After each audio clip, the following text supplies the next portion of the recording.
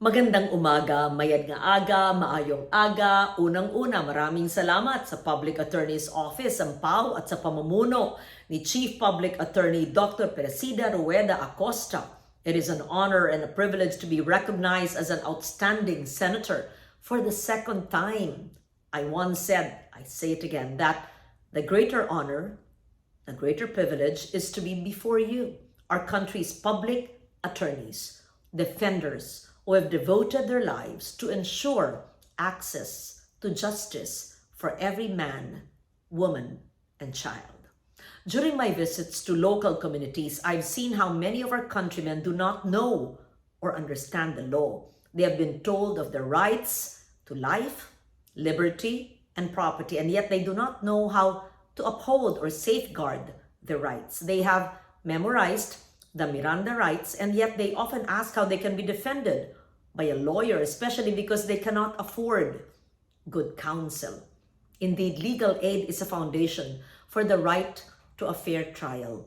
It is through the PAO that we are able to guarantee the fundamental right of effective and relevant access to the justice system. Through you, we are able to ensure that those who have less in life have more in the law.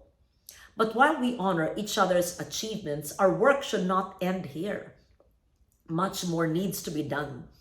According to 2018 World Justice Project survey, only 20% of Filipinos were able to access legal help, leaving 80% of Filipinos without legal assistance. And according to a UNDP survey, the demographics most vulnerable to these barriers are overseas Filipino workers, 10.23 million, persons with disabilities, 953,000, small and medium enterprise owners, 1 million, and indigent clients. I also know that for the last 2 years, your ability to give support and assistance has been heavily restricted by the pandemic.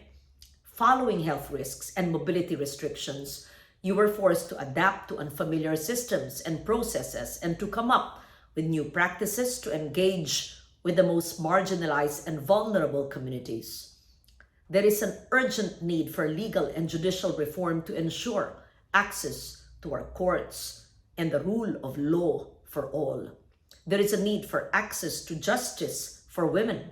As co-author of the Anti-Violence Against Women and Children Act, we know that ineffective and unresponsive judicial systems, compounded by gender stereotyping, discriminatory laws, stigma, and varying levels of socioeconomic barriers have been serious obstacles in the provision of justice for women.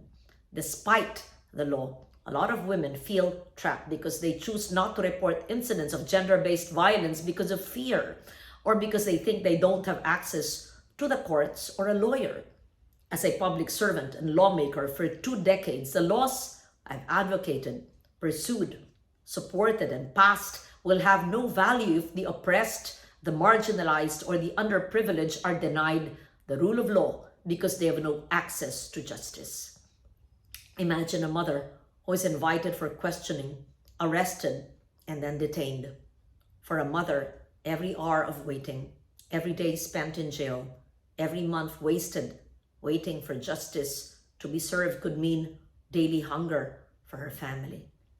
Imagine a child in conflict with the law.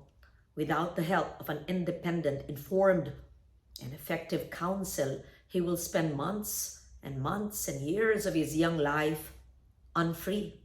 Oftentimes, because we see it every day, we become detached or numb to the plight of the vulnerable. Today, I'm reminded of just how consequential the work of a public servant is. Every hour, every day of delay in the provision of our services could mean life or death for our country and the men, women, and children we have vowed to serve.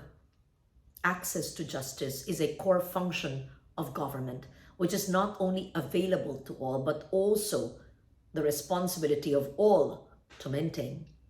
I'm committed to continuously support the Public Attorney's Office. I hope to ensure that we address your needs through the budget and through legislation. I will continue to find ways for legal and judicial reform to ensure access of justice to all. Once again, thank you for this honor I call on you to continue to be noble stewards of the law, defenders of the most vulnerable. You've chosen a path only a few dare to tread.